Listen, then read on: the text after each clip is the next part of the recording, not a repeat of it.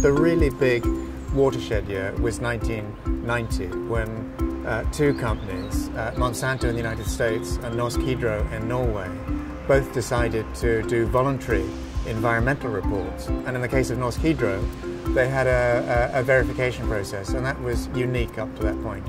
When the first sustainability reports came out, they were pretty dry. There was a lot of numbers in there, and they weren't that entertaining, and they didn't really grab the reader. For us at The Guardian, it was saying, actually, how can we create an internal engine of change in the business? And so the sustainability reporting was a way of bringing together information, bringing together energy. So the report was there just to, in a sense, be an agent of change.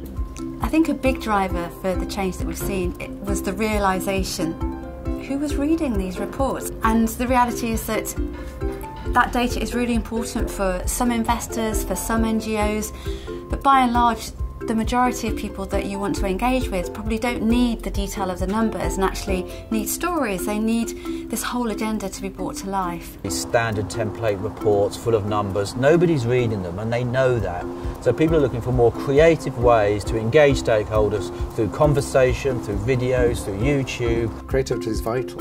I mean, we all know there's the old saying that nobody reads their reports, So I think the more dynamic it is and the more open it is and the more interactive it is, the more you're going to engage different audiences. What we're seeing now is environmental reporting is less about just a presentation of numbers and reassurances that you're not as bad as we think we are, but an open invitation to a conversation about, here are the big challenges and problems I'm facing. This is my opinion. Please join me and work with me to find a common solution. So it's less about numbers, it's more about conversation.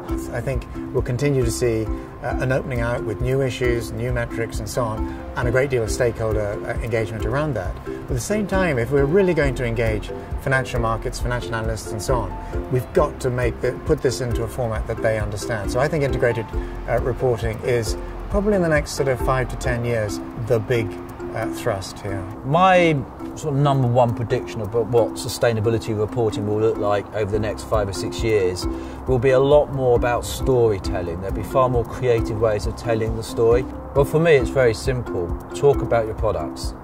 If your products could talk about their impact on all the world's problems and all the world's needs, what would they say?